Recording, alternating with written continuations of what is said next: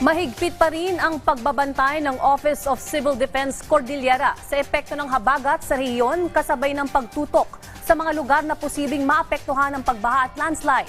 Ayon sa OCDCAR, maulap at may hina pa rin pag-ulan sa ilang bahagi ng Cordillera.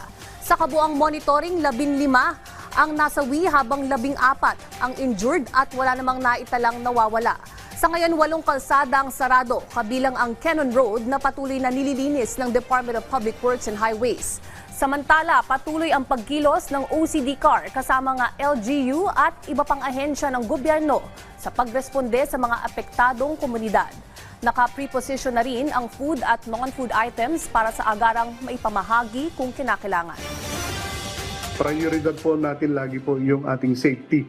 Sana po magplano tayo mabuti. Kung meron tayong mga ganito na threat, meron po tayong ganito na panahon, dapat po tayo ay tumalima sa mga advisories po galing sa mga kinaukulan na ahensya ng gobyerno po natin.